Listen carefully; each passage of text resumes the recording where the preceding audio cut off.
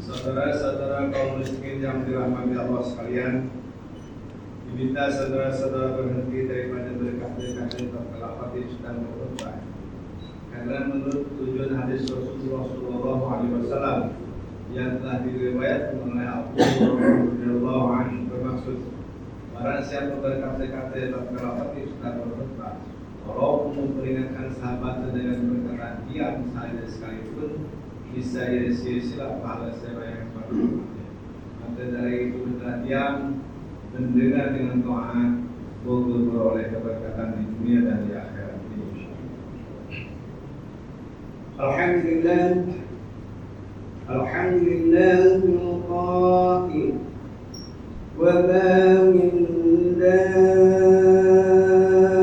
dabbatin fil ardi illa 'ala Allah rizquha wa ya'lamu mustaqarraha wa mustawda'aha kullu fi kitabin mubin. Asyhadu an la ilaha illallah wahdahu la syarika lahu wa asyhadu anna sayyidana Muhammadan 'abduhu wa rasuluh. Allahumma shalli wa sallim ala sayyidina Muhammad wa ala alihi wa ashabihi ajma'in. Amma ba'd, fa ya ibadallah ittaqullah usikum wa iyaya billahi wa taqwan. قال الله تعالى في كتابه العزيز يا أيها الذين آمنوا وأطيعوا الله وأطيعوا الرسول وأولي الأمر منكم فإن تنازعتم في شيء فردوه إلى الله والرسول إن كنتم تؤمنون بالله واليوم الآخر ذلك خير وأحسن تأويلا. Surah An-Nisa ayat 29 yang bermaksud, wahai orang yang beriman, taatlah kamu kepada Allah dan taatlah kamu kepada Rasulullah dan kepada ulil amri, yaitu orang yang berkuasa daripada kalangan kamu.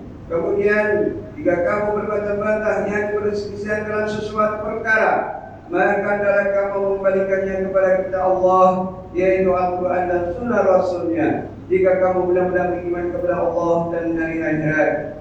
Yang demikian adalah lebih baik bagi kamu dan lebih elok pula kesudahan. Sidang umat yang dirahmati Allah sekalian, marilah kita meningkatkan ketakwaan kepada Allah Subhanahu wa taala dengan bersungguh-sungguh melaksanakan segala perintahnya dan meninggalkan segala larangannya. Mudah-mudahan kita mendapat rahmat dan keberkatan hidup di dunia dan di akhirat. Khutbah pada hari ini akan menyentuh berkenan tajuk rezeki yang halal lagi baik. Ma'asyiral muslimin rahimakumullah. Ar-Razzaq adalah merupakan salah satu daripada Asmaul Husna, yaitu nama-nama Allah yang indah yang membawa maksud yang maha memberi rezeki. Sebagai orang yang beriman, kita wajib meyakini bahwa nama-nama Allah ini adalah merupakan sandaran terhadap sifat-sifatnya. Allah Subhanahu wa taala dalam menetapkan ketentuan rezeki kepada setiap makhluk-makhluknya di muka bumi ini. Hal ini dijelaskan melalui firman Allah Subhanahu wa taala dalam surah Hud ayat ke-6 yang dibacakan pada awal khutbah tadi yang bermaksud, dan tiadalah sesuatu pun dari setiap makhluk yang hidup di muka bumi ini melainkan Allah Ta'ala yang menjamin rezekinya. Dan Dia juga mengetahui tempat tinggal mereka dan tempat mereka menyimpan yakni harta mereka. Semuanya tercatat dengan jelas dalam kitab yakni Lauhul Mahfuz. Kedatangan Islam telah membawa makna yang begitu luas tentang soal rezeki. Islam menganjurkan umatnya agar berusaha mencari rezeki melalui jalan yang halal dan menjauhi rezeki yang subhan dan haram. Setiap ketua keluarga yang mempunyai kemampuan dan keupayaan untuk bekerja adalah dituntut agar keluar mencari rezeki bagi meneruskan kelangsungan hidup. Sikap ini akan membentuk sebuah masyarakat yang bertanggung jawab. Lebih-lebih lagi, Pekerjaan adalah merupakan suatu bentuk ibadah yang juga merupakan sunnah para nabi yang terdahulu. Oleh karena itu, agama kita mengharuskan segala jenis pekerjaan yang tidak bercanggah dengan tuntutan syarak, dan ia sekaligus meningkatkan kekuatan sesebuah negeri dan negara. Saudara-saudaraku kaum muslimin yang dirahmati Allah sekalian, hakikat rezeki yang ditetapkan pada setiap manusia adalah tidak sama. Allah Subhanahu wa taala menetapkan bahagian rezeki pada setiap manusia berdasarkan kepada hikmah keadilan. Rezeki itu bukan saja dilihat pada perkara yang berbentuk harta, bahkan ianya merupakan sesuatu yang harus dipahami dengan lebih luas lagi. Ada setengah daripada kita yang diberikan kurniaan harta yang banyak, dan ada pula sebagian yang diberi dengan limpahan harta yang sedikit. Namun hal itu bukanlah jaminan untuk kita mendapat kebahagiaan hidup. Hal ini karena ada orang yang diberi limpahan harta yang sedikit, akan tetapi yang sedikit itu sudah cukup untuk kehidupannya. Sebaliknya, ada sebagian daripada kita yang mempunyai pendapatan yang besar, akan tetapi tidak merasakan cukup dan sering berkeluh kesah terhadap rezeki yang diperoleh. Allah Subhanahu wa taala meletakkan keberkatan rezeki pada hamba-Nya yang taat dan sentiasa bersyukur dengan kurniaan yang telah diberikan. Seharusnya rezeki yang kita peroleh ini akan membuatkan kita semakin dekat dengan Allah dan menjadikan kita hamba yang bersyukur. Semakin kita merasa syukur terhadap apa yang diberikan, semakin kita akan diberikan limpahan rezeki daripada jalan yang tidak disangka-sangka. Allah Subhanahu wa taala berfirman tentang sifat syukur yang dimiliki oleh orang yang beriman. Menerusi ayat ke-172 daripada surah Al-Baqarah, Ya ayyuhalladzina amanu kulu min tayyibati ma razaqnakum washkuru lillahi in kuntum iyyahu ta'budun. Yang bermaksud, wahai orang yang beriman, makanlah daripada benda-benda yang baik-baik, yang halal yang kami berikan kepada kamu, dan bersyukurlah kepada Allah jika kamu benar-benar hanya beribadat kepada-Nya. Wa'asyiral muslimin rahimahullah. Perbuatan mengambil sesuatu daripada sumber yang diharamkan oleh syarak adalah punca rezeki yang tidak berkah. Mencuri, berlaku zalim, merampak, menipu, dan mengambil rasuah adalah termasuk dalam sumber rezeki yang tidak diberkati, kerana ianya diperolehi dengan cara yang tidak diizinkan oleh agama. Ingatlah bahwa hari perhitungan amalan setiap manusia itu pasti akan berlaku.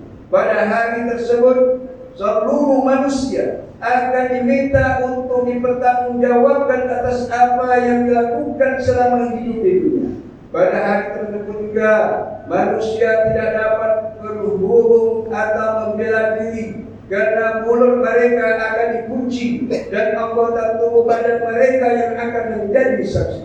Pada hari tersebut, setiap pendapatan yang kita peroleh di dunia ini akan dipertanyakan daripada sumber mana ianya diperoleh. Rasulullah SAW menggambarkan tentang sikap manusia pada akhir zaman nanti yang sangat mengambil ringan terhadap rezeki yang diperoleh.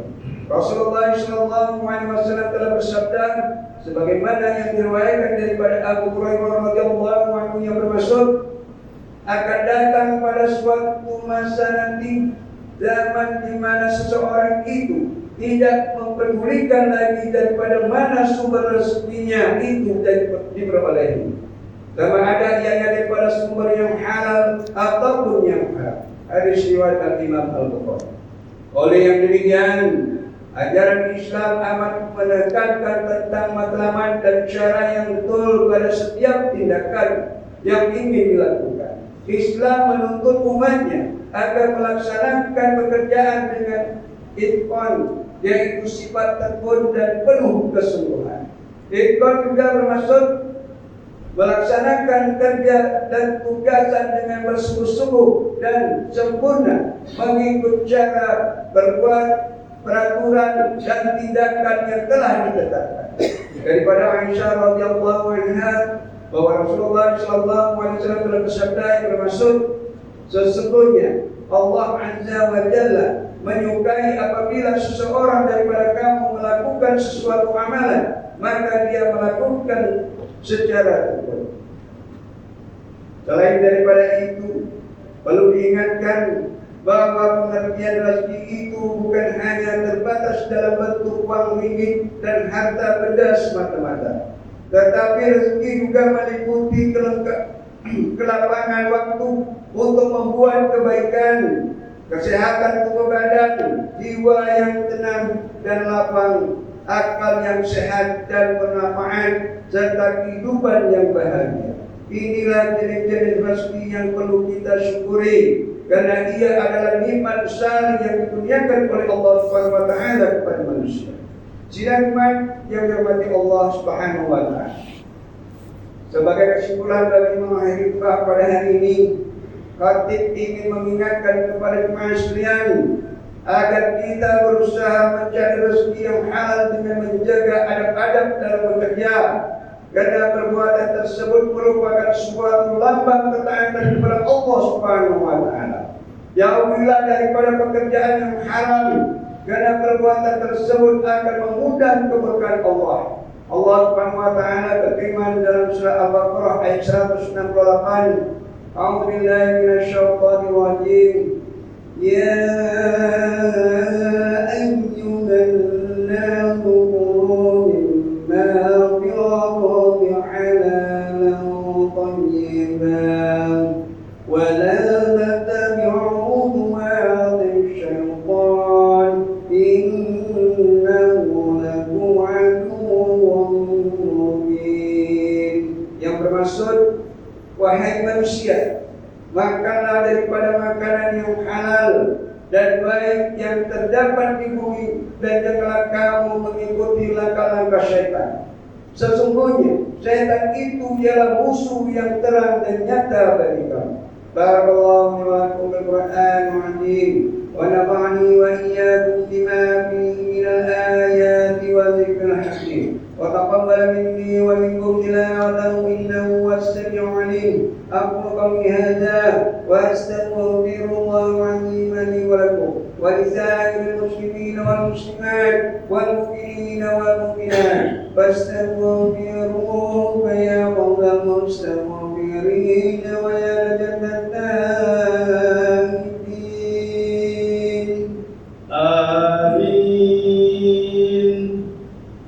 يا موفق الطائعين وفقنا لطاعتك أجمعين وتب علينا وعلى المسلمين واغفر ذنب من يقول أستغفر الله العظيم أستغفر الله.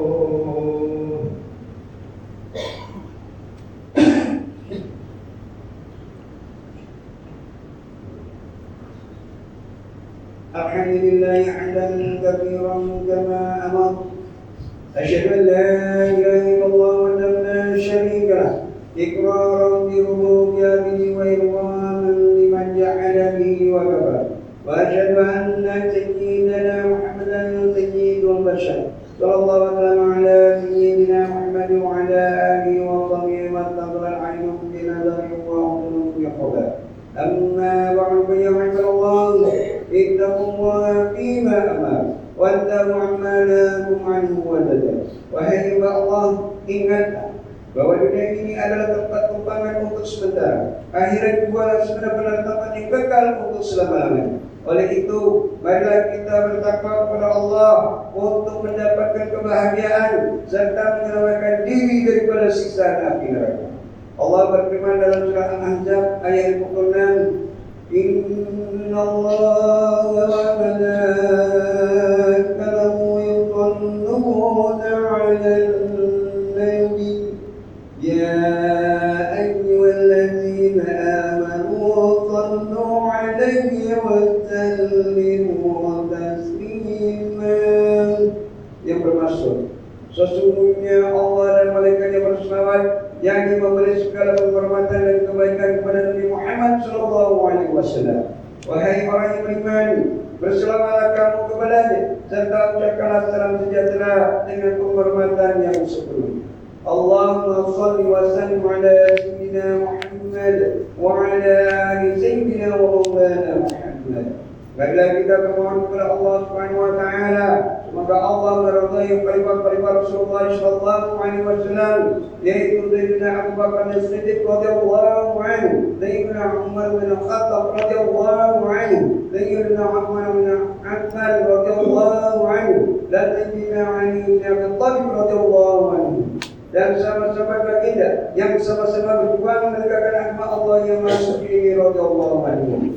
Seterusnya kepada bapa saudara junjungan kita Sayyidina Hamzah dan Sayyidina Abbas radhiyallahu anhuma, cucu-cucu baginda Sayyidina Hasan dan Sayyidina Husain radhiyallahu anhuma, putri-putri baginda Sayyidatina Fatimah Zahra dan lain-lainnya radhiyallahu anhuma, istri-istri baginda Sayyidatina Khadijah, Sayyidatina Aisyah dan lain-lainnya radhiyallahu anhuma. Kepada sekalian keluarga, sahabat-sahabat, pengikut sahabat radhiyallahu anhum, dan yang menuruti mereka itu dari semasa ke semasa hingga hari kiamat. Allahumma ighfir lil muslimin wal muslimat wal mu'minin wal mu'minat al ahya'i minhum wal amwat. Ya Allah, ampunkanlah sekalian kaum muslimin dan muslimat, mukminin dan mukminat, sama ada yang masih hidup ataupun yang telah meninggal dunia. Ya Allah, peliharakanlah akidah kami yang melandaskan akidah Ahlussunnah wal Jamaah, aliran al-Ansyairah dan al-Maturidiyah.